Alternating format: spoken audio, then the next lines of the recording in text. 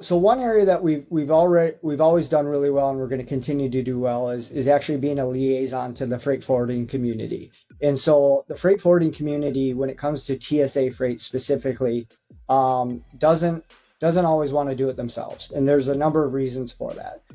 Whether it's an area that their particular office or branch doesn't do well, they don't have centralized operations set up really well, or candidly, they don't want the chain of custody involved on TSA freight. So as a forwarder, and once you get into TSA freight, the compliance component, the security component, and ultimately the fees and penalties that can come with that world are pretty significant. So they'd rather hand that off, right? It's a component of their business that they want to focus on the customer side, doing import export really well, potentially managing customs depending on the forwarder and their layout, but doing those other true services really well. And when it comes to TSA, they're looking for a partner.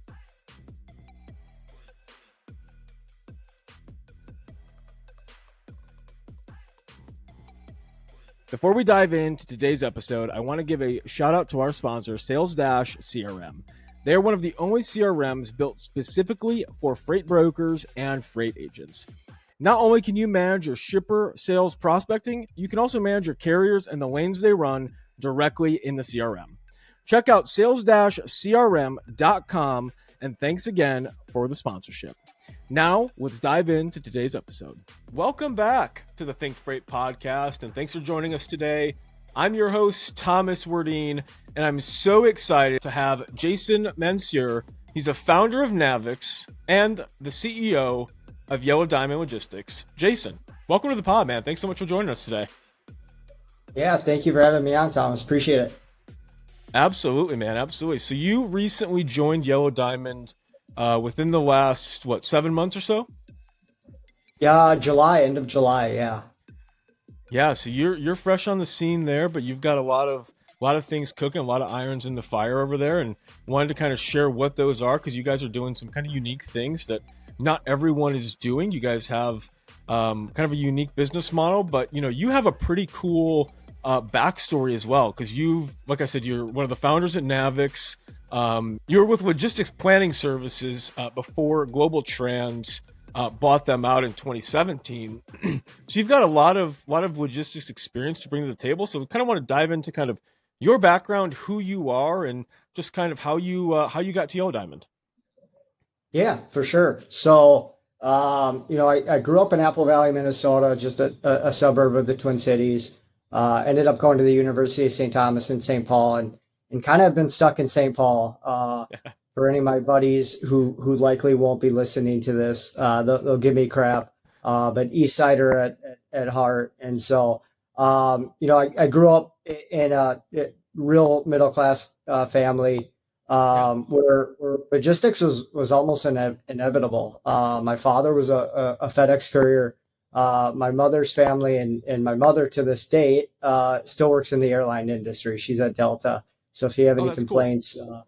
I'll give you her email. You can reach out to her. But the reality is, from an early age, like I remember trains and trucks and those sort of things in the house, and it's just been a part of my DNA really since I was born.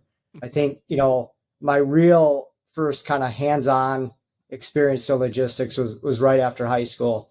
I joined actually FedEx. And it really wasn't because I wanted to follow logistics. It was candidly more about the pay and the fact that they offered some college tuition support. The school I went to was quite expensive, so every penny counted. And I ended up being at FedEx for about 4 years, and it was really advantageous for my schedule. I was fortunate to run cross country and track on one of the higher revenue generating sports in college athletics, as you can imagine. The FedEx schedule worked out really well. It was nights and weekends. So between balancing, both my academic curriculum, my athletic endeavors, and then, what I needed to do to still pay the bills, FedEx was a great fit for that. So that was my real first introduction into logistics, was there basically through college. And then as I was wrapping up college, I got introduced to an organization called Logistics Planning Services. And I graduated in '09, and much like some folks who had just come through graduating college, that the market wasn't great. It was crap, actually. And so I would take anything, right? And it just happened to be a paid internship that eventually turned into a full-time opportunity, and that kind of started my career in logistics. That's awesome. So, but you were there for about 8 years, 7 years prior to the global trans takeover. What were kind of some of those maybe strategies and kind of challenges that you went through over those 7 years, and kind of some of that growth that you had as your tenure went on there? Yeah, the initial attraction, again, beyond just getting a job, was more the environment itself, right? And so, Yeah. I, reflecting back, and at the time, I knew I wanted to be a part of a small team, and like a lot of people graduating school, you don't really know what you want to do, but I knew I wanted to do a lot, and I wanted to have a diverse sort of opportunity. So LPS at the time, yeah, I think I was employee maybe 13 or 14. And it was a really, really small organization, family owned business that drew me in. And I was excited about that opportunity because I knew we could grow, and I knew we could diversify what we were doing as a business. At the time, we were a freight payment and audit organization, kind of in the old school way, Yeah. as well as a contract negotiation firm. And so we didn't really do core freight brokerage, core logistics solutions. That started to slowly evolve as I got in, and some others joined. And so, over the career, we went from, again, more of a consultant sort of based organization where the phone never really rang, to an organization that set up inbound control towers, to eventually launching full suite of services of freight brokerage, so including truckload services, over-dimensional project logistics, and then eventually a managed transportation solution. So, went from, we would joke, we could all go out to lunch, nobody would miss a phone call, to, about 3 or 4 years in, nobody took lunch, right? Because the phone was constantly ringing off the hook. What was kind of that, maybe that pivotal moment at LPS where you guys started to kind of dive into more of those services, kind of being that traditional audit style platform from the jump? Yeah, the reality was that we were already sitting at the table with the right stakeholders. Mm, And our in with those stakeholders was a non-traditional approach, in that we weren't trying to come in and be the next freight management provider, the next freight brokerage, the next kind of, shiny thing in the room. And so we were able to approach those conversations in a very different manner. We were able to come in with, hey, we've already historically been offering these services. Our organization is evolving, and we'd like to introduce you to some of the new services that we are bringing to market. And so, since we had already had those relationships and many contracts in place, it was really about going back and amending some of those contracts or amending some of those solutions. And so it just happened that we could start with a book of business that we were already doing business with, right? Before we even had to yeah. set a sales strategy in place, figure out what did our sales team need to look like, what did our go-to-market strategy look like. We were able to really test the waters with this solution, or this evolving set of solutions and services, before deciding who we wanted to be as a freight brokerage. No, that makes a lot of sense, and it just kind of makes sense to kind of that natural evolution. And like you said, you were already having those conversations and talking with those stakeholders on a day-to-day basis. So kind of as that kind of natural progression, kind of what shippers and what they're looking for is kind of that all-in-one, or everyone's kind of looking for that all-in-one solution, right? Everyone, that someone can handle everything. They don't have to, have a bunch of different people calling, reaching out. They can have one point of contact, one person that kind of handles everything. And it just kind of sounded like it was the kind of the right move for you guys at LPS to kind of start running that way. Yeah, and this was during a time where I think, full outsource solutions was becoming a newer idea, or a bigger topic in the room. For a long Yeah. time, large shippers in particular, would do their annual bids as they do today. They'd go through RFP season, and they'd select the partners that they want. At the time, it was either asset or brokerage based, right? And you were fighting against C.H. Robinson and eventually Coyote and some of the bigger shops. Well, we would come in and we'd say, hey, we want to manage it all. We want to be your control tower function, whether that's through our direct freight brokerage model, whether that's us managing your brokers in place through that control tower solution. We were really able to come in with a comprehensive solution that not a lot of folks were introducing at the time. So that was definitely a differentiator in the market, a differentiator in the room, and this idea of visibility and transparency, right? So um, we certainly maybe weren't the first, but we were one of the early on ones to offer transparent pricing. And with that, it's kind of a double-edged sword, right? Because you're stuck in kind of a contractual component once you do offer transparent pricing, but it was an easy sell. Hey, we know that the freight brokerage market is charging 15, 20%, on average. Well, if we can come in with a transparent model that's going to offer not only the same sort of services and the same go-to-market, back office, us negotiating with carriers and bringing those solutions forward, but to do it in a transparent model that we're just going to charge a cost plus fee was something that gained a lot of attention and was very interesting for shippers. I think Yeah. lessons learned over time is there's a time and a place for that, right? Some shippers, uh, really, really want that sort of transparency. Some could care less, right? Some want to know that they've got cost metrics in place and a routing guide in place and that they've got a provider that they can trust on. So what we were able to learn as time went on is know your audience and know who you're walking into the door with, and then understand and put a different, sales pitch on based on that need of that shipper. Yeah, that makes a lot of sense. To kind of put a bow on it, that kind of makes sense as to why Global Trans wanted to acquire you guys, because you guys were kind of making a lot of noise in the industry and probably taking a lot of market share. And they said, hey, we could go and kind of gain leverage and gain market share by acquisition and kind of take over a lot of what LPS is doing. So you guys were acquired in mid 2017. What was that process like, that transition to Global Trans before we move on?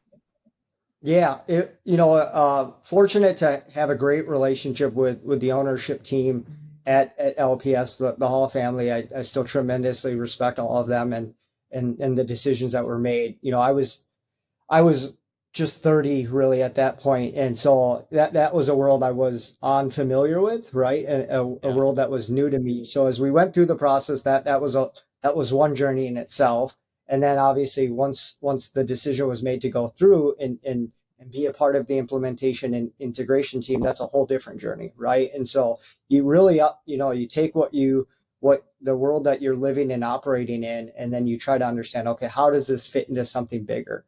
And the global trans team was in the middle of doing a lot of this, right? Yeah. That's no secret, and they had a lot of money to play with and to do so. And so how we went down that path, was very strategic in nature. We were fortunate to keep many of our key players in place that we had with our legacy LPS team to integrate into that global trans operation. Global trans itself was going through a major shift at that time, and what did they want to do and what did they want to bring to the market? So I Yeah. really we started to peel back what were the things that we were doing really well that could complement them, what were the things that they were doing really, really well that could complement our services, and really took the best of both worlds to bring it forward. So I only ended up being there for about 6 to 7 months after the transition. I did my part. I did what I said I was going to do, and stayed on through there. But I knew at that time, there's wonderful people and incredible people that were there then, and there are still some really good people there today. But I knew personally, I didn't want to be a part of a $1 billion roll up, if you will. That was just never my style. And certainly when you go from, call it, number, 3, 4 in the company to number 100 in the company, your Right. landscape changes, right? And that's just the reality of the world. And so, over time, I had started entertaining different options in the marketplace and began entertaining what was my future in this logistics world going to look like. Yeah, and that kind of leads me, to my next point is, after Global Trans, you went on to to Evans Transportation. Why don't you tell us a little bit, what is Evans Transportation for those who don't know, and then what did you kind of see in that opportunity with Evans that made you make that move to go there, and then also made you stay for almost 6 years? Yeah, Evans Transportation at the time to where they're at today is two very different organizations, for the Right. better today. But what drew me to Evans was candidly the similarity to what we had at LPS. They Mm, were a leading managed transportation provider that had a lot of similar backgrounds, similar stories to us at LPS. We had instances where we were walking in and out of prospective shippers where they were presenting first and we were presenting second, right? So naturally got to know those guys by maybe running into them at the restaurant. Maybe they had actually taken a couple key employees of ours over time. So they were already on the radar for good reasons. yeah. And so what drew me in was one an introduction to being able to have some equity in an organization after watching what had unfolded at through the LPS Global Trans. The Hall family treated me tremendously well, and I'm forever grateful for that. But I was not an equity holder, right? So when that day happens and that transition happens, you're left kind of starting over. And I've always been confident in my ability and such, but I knew that whatever I was going to do next, I wanted to have some equity in that. And so that was immediately what drew some interest for me. And then looking at the organization itself, they were an organization that had a 25-year a story that was strong, a story that had some ups and downs, and it was an opportunity for me to come in and really at a pivotal time of that organization going through some top level ownership changes to really founding partners that were going to go different directions and really needed a refreshed, renewed leadership team. And I started to get into that organization and understand some of the processes that they had in place, how they were going to market, some of the value adds that they were bringing, some of the technology components, some of the people components, which are candidly the most important, and just Yeah. said, wow, this seems like an amazing opportunity for me to sign up. And I was fortunate to be blessed with just over 6 years there. And the journey from day one is very different to how things end. At the time we were about a 65, maybe $70 million firm that Yeah. was only doing managed transportation, right? Wow. And we, similar to LPS, we had this opportunity. We knew that we could introduce truckload brokerage offering, pure play truckload services. We could introduce project logistics. We could introduce, ancillary services along the way, and that really the sky was going to be the limit. So I joined really in a hybrid role, right? We didn't exactly know what this was going to look like, and Yeah. good, bad, and different. That's kind of my style. I'm okay going in with a little bit of gray. My wife would be kicking me under the table right now because sometimes I'm just go with the flow mentality and we'll Yeah. figure it out. I joined in a very much a hybrid role. We knew we needed some assistance shoring up back office, shoring up accounting, shoring up kind of that side of the business. And that once that was ready, we could really start to scale the business. Within about a year, within about a couple months, I was fortunate to be asked to be our CEO. And then a little bit later, probably about a year and a half or so in, I was asked to be our president. And that was a pivotal point in my career, right? I'd always been a leader in our business, but had really never carried those titles. And Yeah. and and so I was really fortunate to get that opportunity. And as time went on, we immediately went to work. I put a lot of life on hold, if you will, a lot of Yeah. sacrifice, and that our office was over just outside the Milwaukee area. I'm here in Minneapolis, and so I was on a plane over to Milwaukee, really 3 weeks out of the month, Wow. for about the first 2 years. Just set up shop. We had a house over there where many of our employees stayed, which was a great setup, a better alternative than a hotel. And Yeah. so was comfortable. I didn't have kids yet. My wife was still working and focused on her career, and so it was a really nice time for us to collectively decide, hey, this is something I think could be really cool in my career if I can go put the blood, sweat, and tears in that ended up putting in. And we, who knows what it's going to look like on the other side, but it was a chance worth taking. So yeah, over time we got off to the races. We quickly went from a $70 million organization to probably somewhere in 125, 150 million. To before you know it, we're doing 200 million, then we're doing 300 million, and it just kind of grows as the business lines grow.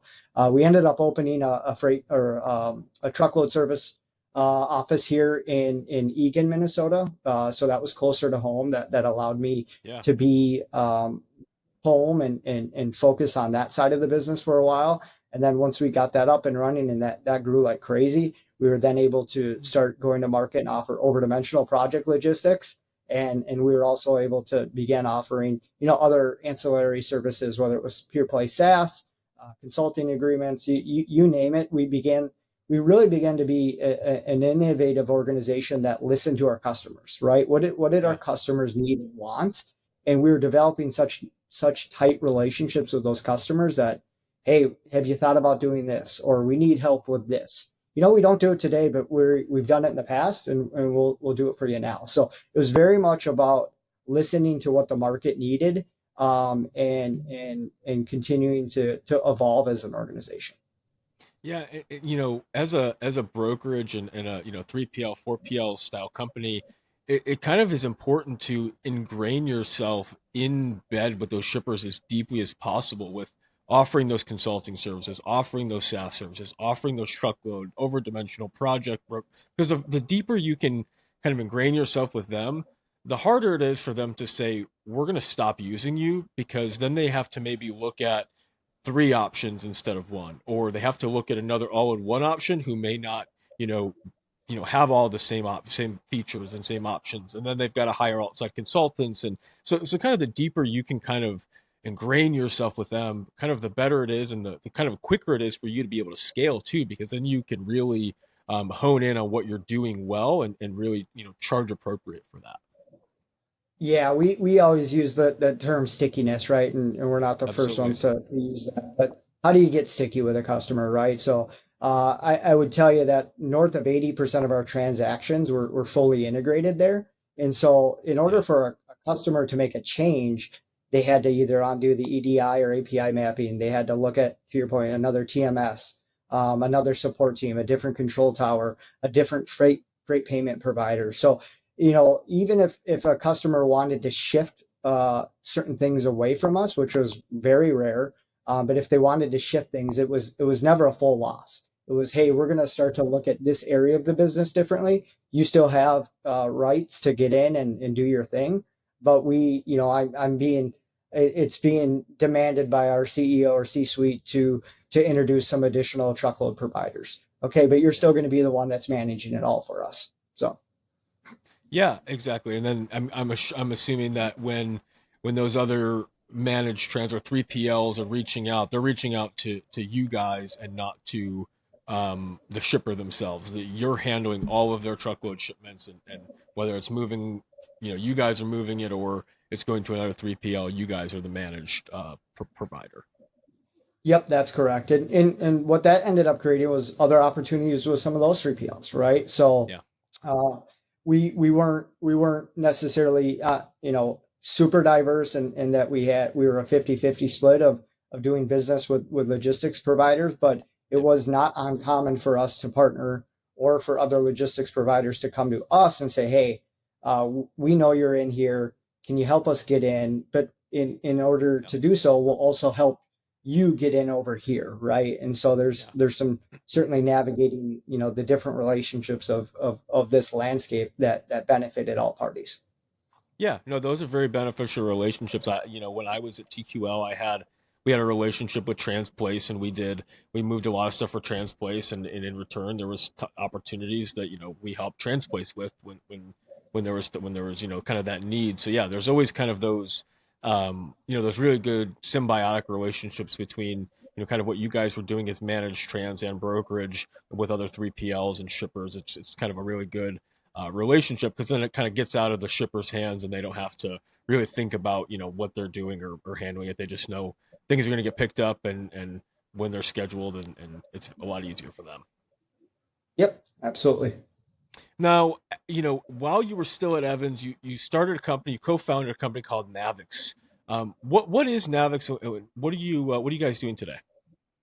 Yeah, so Navix is really a SaaS-based solution to fix invoice auditing, invoice processing, right? So Hmm. there's been a lot of firms that have come out and said, hey, we're going to focus on payment, or we're going to focus on factoring, or we're going to become the receivable arm of your organization. And there's still a handful of companies out there that do freight payment really well, but all they do is process, right? Right. And or if their audit was a variance sort of audit. Hey, if it's off by $50, approve it or don't, right? Or short pay or don't. And that Right. works, right? That certainly creates some efficiencies in business and allows 3PLs to operate in the manner that they need to protect margins.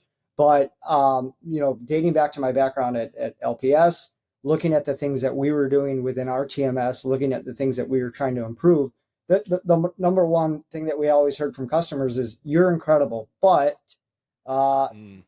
invoicing can be better. And we dealt with complex customers that had portals, that had different rules, that had different payment approvals, and so we learned a lot along that journey of just dealing with those customers. And we said, okay, if we're going to go out and fix this ourselves, let's start with ourselves. And so we started developing some technology and some solutions internally, and said, okay, we are starting to see the amazing benefits internally. Why don't we look at maybe forming a company around this and bringing it to market? And so that was really how Navix was created and founded. It sounds like it was overnight. Candidly, it was over many discussions, many meals, many late nights, many early mornings, but yeah, we were fortunate to get Navix off the ground a couple of years ago, and that business has quickly grown and scaled. They've shown up at FreightWaves as best in class. I don't remember all the awards that they get, but they're off to the races in terms of the different freight brokerages that they're liaison working with, excuse me, and doing a lot of just value add. And it was really a tool built for freight brokerages and logistics companies. It wasn't about, Yeah. okay, let's go after the shipper community, let's be US Bank, or let's be somebody else, or let's be Cass, right? We want to just really get into freight brokerages, help them understand why DSO is really important, help them keep cash, help them fix the business rules or the issues that were happening inside their business, and giving them feedback to make them better. No, that makes a lot of sense. And is Navix? Are you still? How involved are you with Navix today? As you head Yellow Diamond Logistics as well. Yeah, so my involvement with Navix has continued to get smaller and smaller, and that's a credit to the organization itself. Continue to Yeah. grow, bring really good people into the organization. So today, I am just simply a shareholder, not involved in the business. Occasionally I get reached out to be engaged in certain conversations, or more often I would tell you that I have other 3PLs reaching out. Okay, give me the skinny on Navix. What are you guys really doing? That sort of stuff, and Right. always trying to help there. But in terms of running the business, Eric Kruger is the CEO. We've got some board members over there with some names from the industry, and then certainly as that organization has taken on strategic funding at the right time, it's invited others into the business, and so really outside of getting some investor updates, and then certainly being a user of the product itself here at Yellow Diamond, Yeah. my day-to-day involvement in the business is almost nothing. So why don't we dive into the last few months, you stepping into the role of CEO, over at Yellow Diamond Logistics. What kind of, I guess, brought you to Yellow Diamond? What interested you kind of in that role, and what is Yellow Diamond Logistics doing today? Yeah, so it probably dates back a little bit to kind of the Evans time, and Yeah. some of the time I took off there. Once I transitioned out of Evans, I was ready for a break. Like a lot of people, is freight my thing, right? 15 Yeah. years in, I was still trying to answer that question, right? Is logistics my thing? So I was really blessed to take about 6 months off. I put a lot of sacrifice into Evans, right? I was gone a Right. lot. I was gone 40 weeks out of the year, and in a flash, I had two little kids running around, and a wife who I knew I wanted her to remain my wife. I'm pretty sure she wanted me to remain her husband, and so really spent a lot of time refocusing on life, right, Yeah. and figuring out whatever I'm going to do next needs to have the right balance for me personally, professionally. Make sure all the other things in life are well balanced, whether that's faith, a lot of different personal journeys, right? And I had to work on my golf game, which was a big priority That's for me. massively But important. it is. And so, I took about 6 months off. I joined an organization called Valley Companies over in Hudson, Yeah. formerly Valley Cottage. They were on a similar journey in that they had transitioned from an asset-based provider to a full-fledged brokerage, and they were doing some really and are doing some really amazing things in the world of final mile project management rollouts.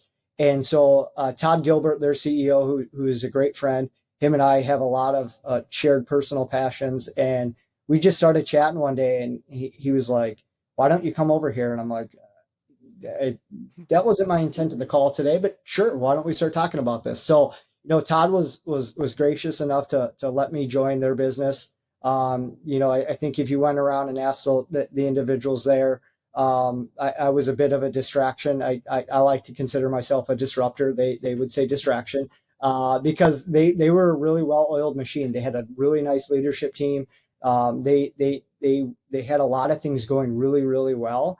And I was like, "Hey guys, what about this? Let's go do that." And so I think I'll be forever grateful. It was a short window, it was only about 9 months, but I'll be forever grateful for them letting me come into their business, immediately be a part of the leadership team, and welcome me with open arms to my ideas. And it was a great spot for me to kind of get warmed back up to logistics, right? I spent a lot of time refocusing on other areas, whether it was social, whether it was marketing, revisiting, my own sales, and refreshing off how I go about selling solutions, and developing networks again. And so was there for about 9 months. I received a call this past summer. My wife and I were up north, and I was just pulling into a lodge where we were staying for a couple of days, and I received a call from a friend in the industry saying, "Hey, you need to talk to Kyle over at Yellow Diamond. He's got something really special going. He's the founder. He doesn't want to be involved in the business. He's taken it a really, really long way from where it started to where it's at today.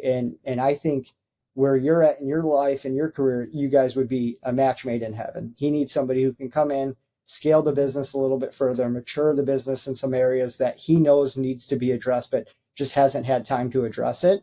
And so I ended up jumping on a call with Kyle. We thought it was going to be 15, 20 minutes. It was one of those ones that went out almost an hour. And I hung up the call, and my wife was looking at me, and she said, "Do you think that's what you want?" And I was like, "No, not really."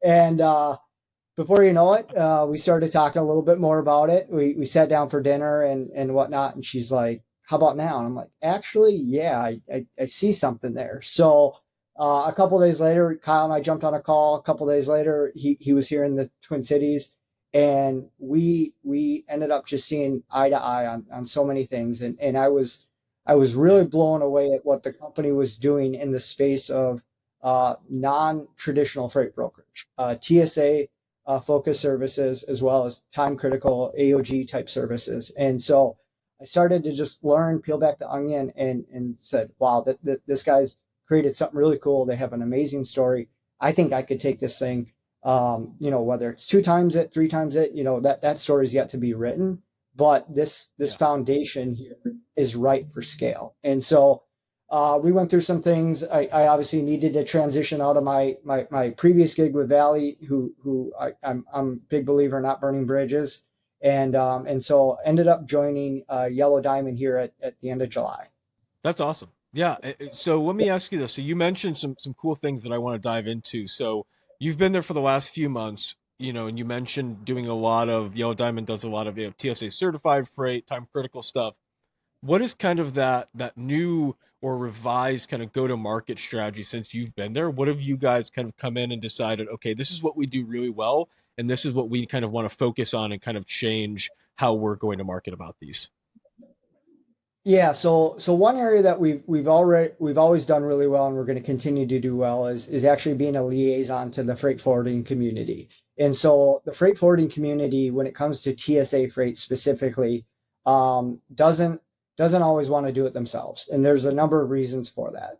Yeah. Whether it's an area that their particular office or branch doesn't do well, they don't have centralized operations set up really well, or candidly, they don't want the chain of custody involved on TSA freight. So as a Yeah. forwarder, and once you get into TSA freight, the compliance component, the security component, and ultimately the fees and penalties that can come with that world are pretty significant. So they'd rather hand that off, right? It's a component of their business that they want to focus on the customer side, doing import export really well, potentially managing customs depending on the forwarder and their layout, but doing those other true services really well. And when it comes to TSA, they're looking for a partner. So we are a great partner to that. We've got some solutions that allows us to create capacity in the marketplace really quick and get drivers Yeah. certified, TSA certified in a matter of minutes, that some others just don't have today. So we think that's a huge value add and something we're going to continue to do really well and grow in.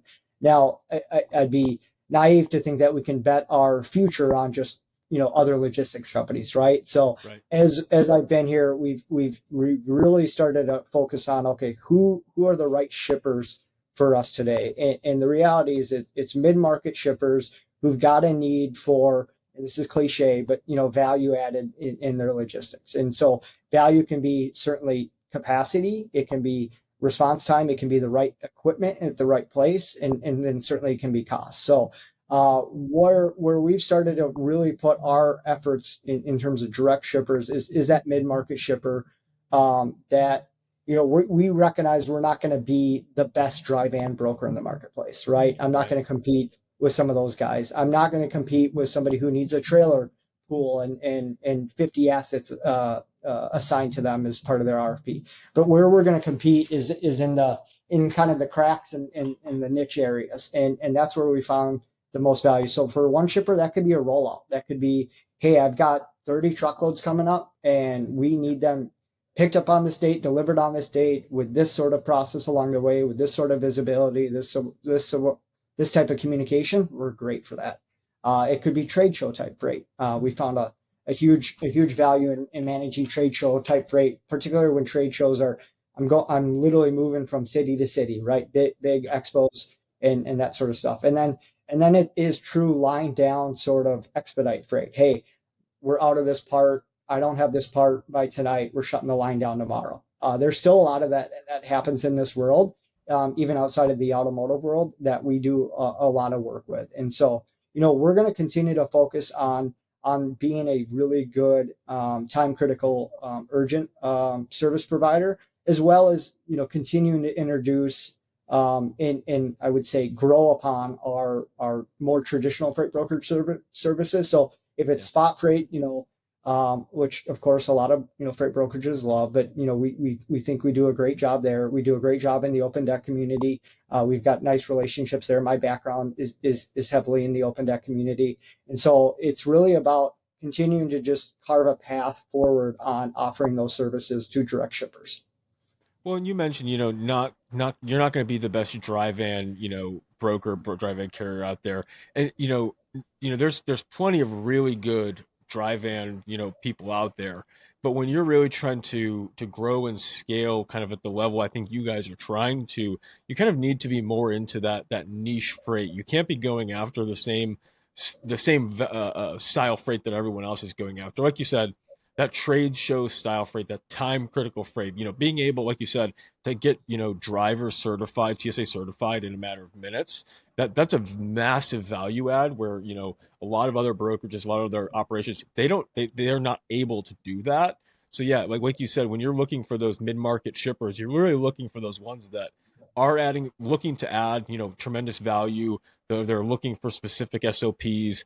And like you said, you're not looking for that dry van freight. You're looking for very specific freight in their network. They may end up having 5 or 6 brokers, but every single time they have a time critical shipment or something that, is going to a trade show, or like you said, maybe OD freight, or just kind of these really specific needs, they're going to come to you guys. And that's kind of sounds like you guys are trying to carve out that niche of, hey, we don't handle that, but go to Yellow Diamond.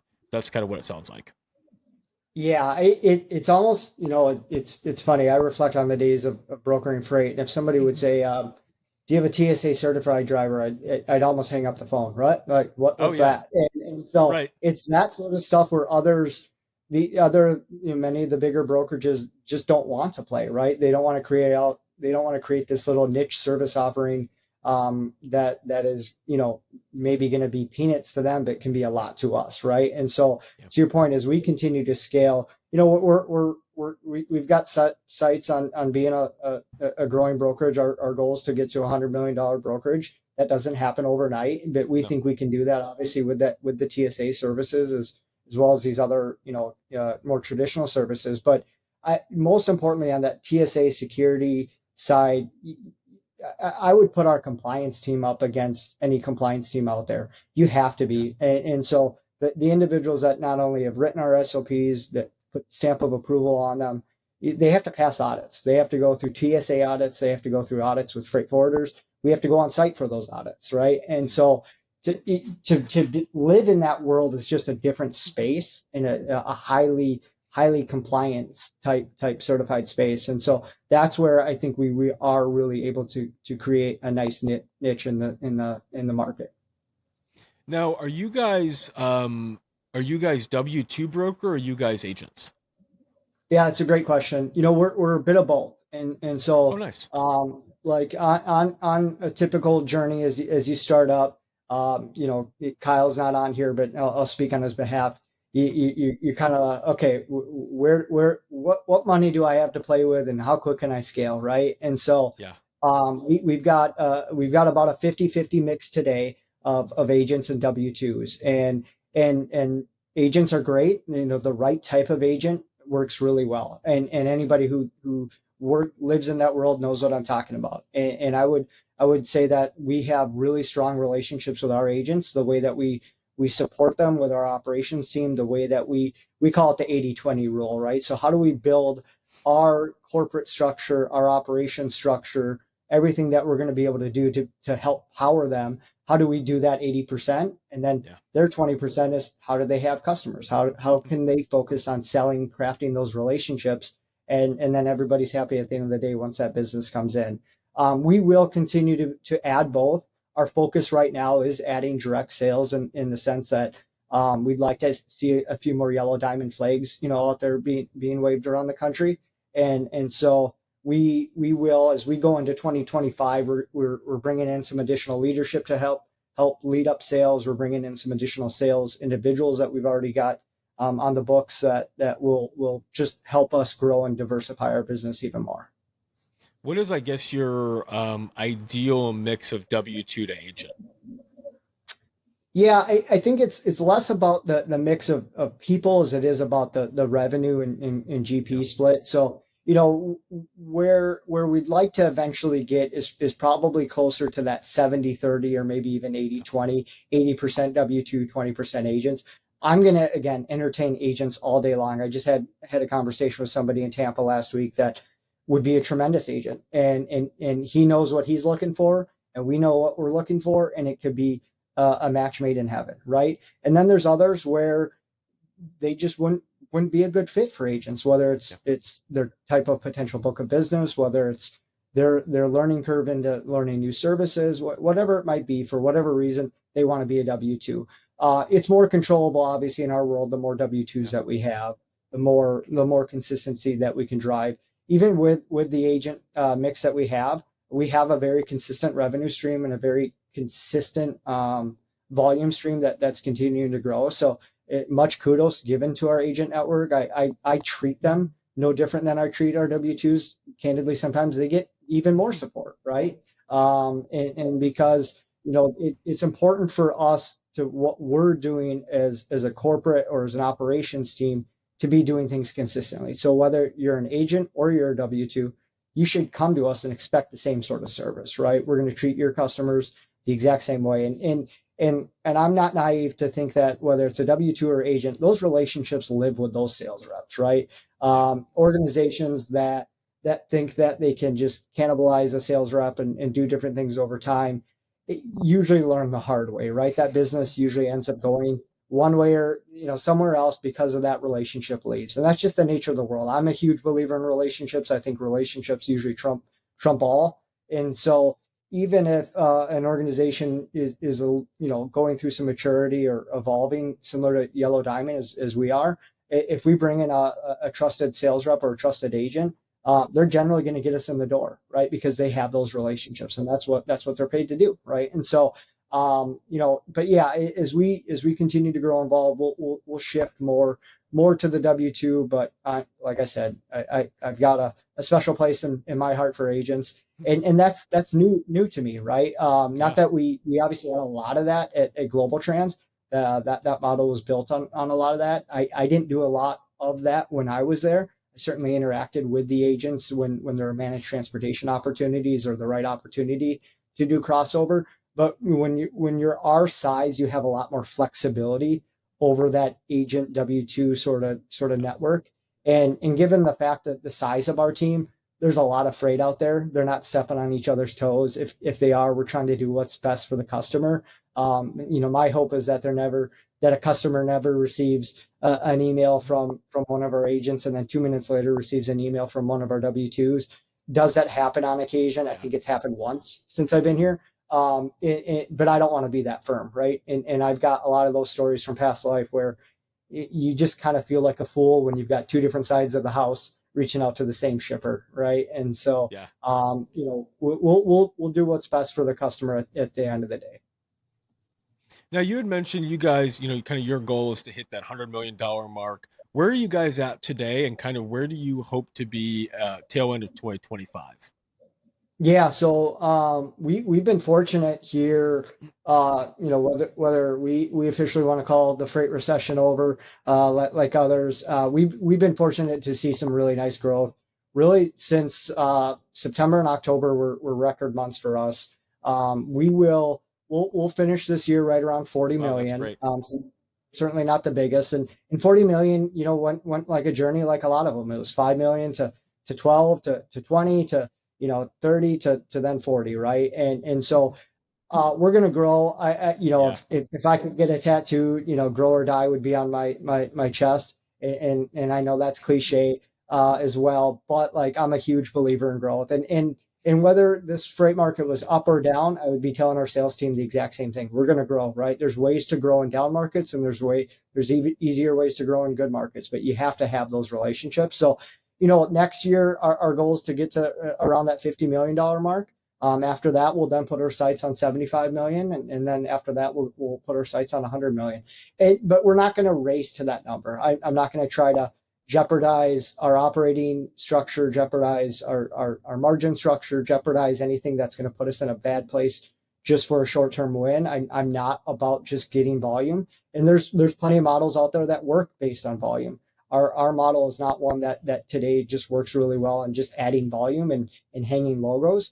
Our model works really well when we've got customers who are really happy and want to come back for repeat services, because we have to really, for the most part, win every transaction that we have, right? That's just the nature of our business and how we operate today. Certainly we are awarded business through RFPs and through contractual sort of components, but you know how it is. You still have to win every load. And so, that focus on growth will come with the right people at the right time and at the right cadence. We talk a lot about shippers in this industry, but something we don't kind of talk about enough is kind of diversity within those shippers. What is, Yellow Diamond doing with your diversity? What kind of percentage do you guys have for your kind of shippers? Like, are you guys having shippers that are above, 20% of your entire book, or how do you guys kind of manage that being a $40 million broker?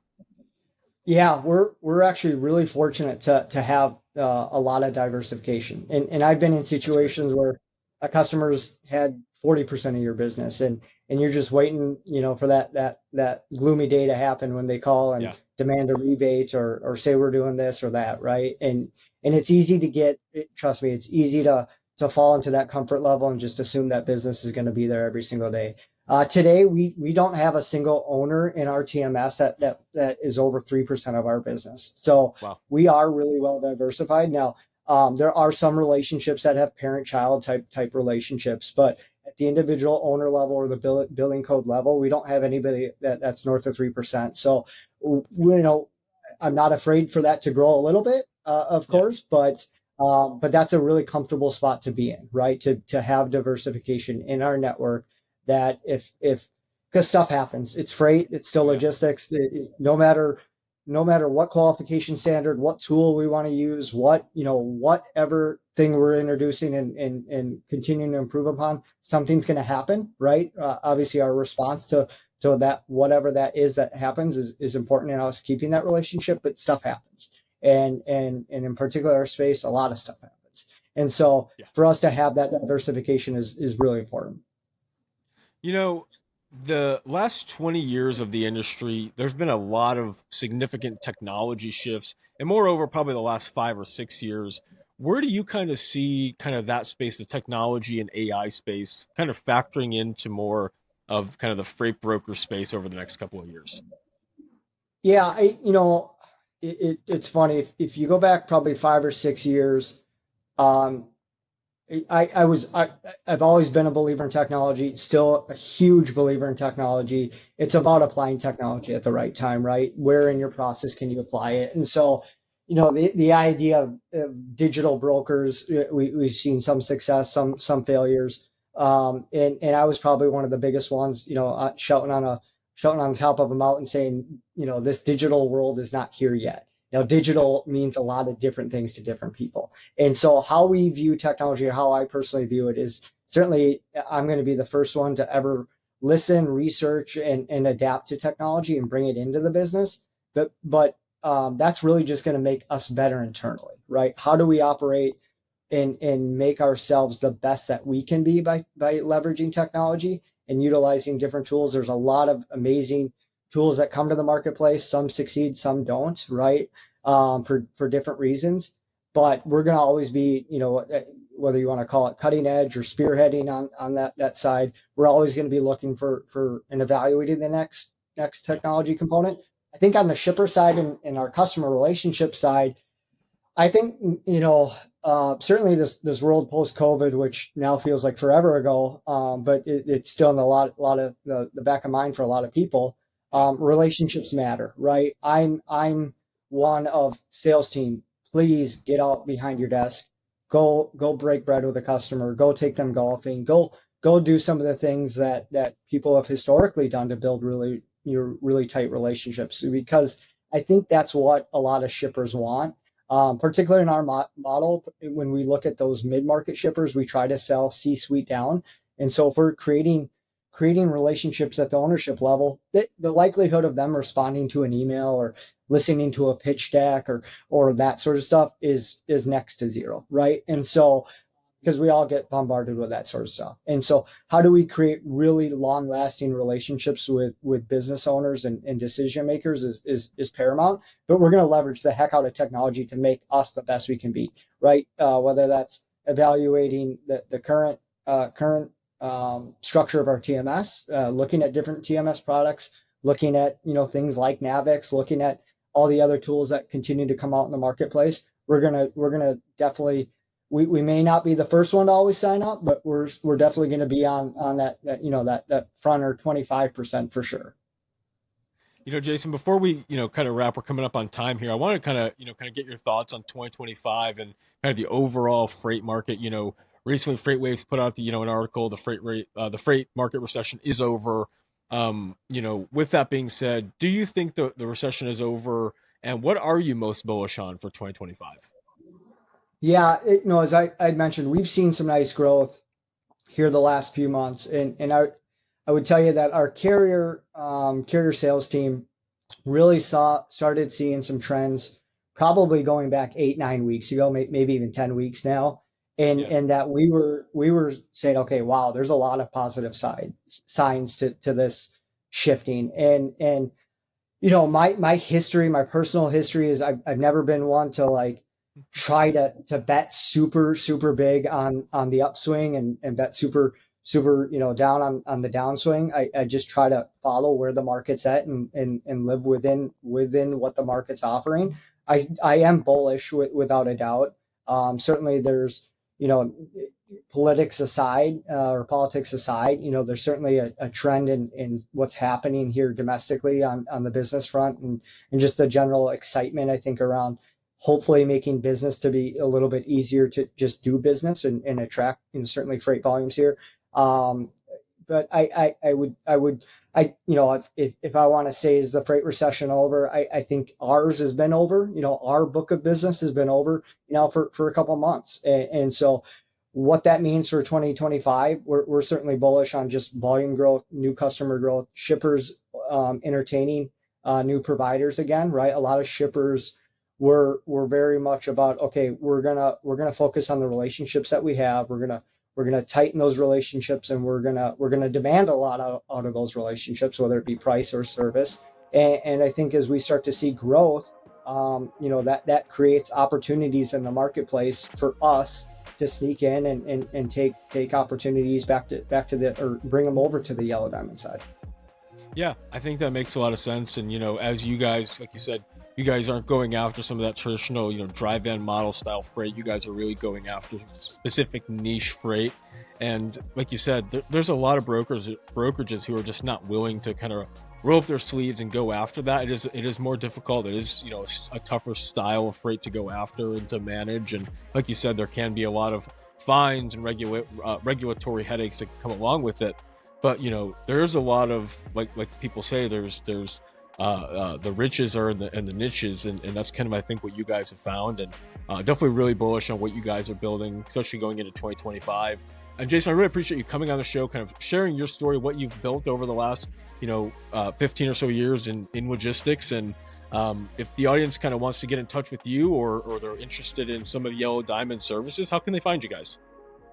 Yeah, they can reach out to us today. We actually are in the midst of a brand overhaul, so we'll have a new website coming up. Probably the Nice. easiest way here, once we get into December, will be to go to ydlogistics.com. Right now we're yellowdiamondconsultants.com, but you can find me on LinkedIn. You can find us on Google. I'm an email away, phone call away. Certainly love talking about our organization. Love talking about our services.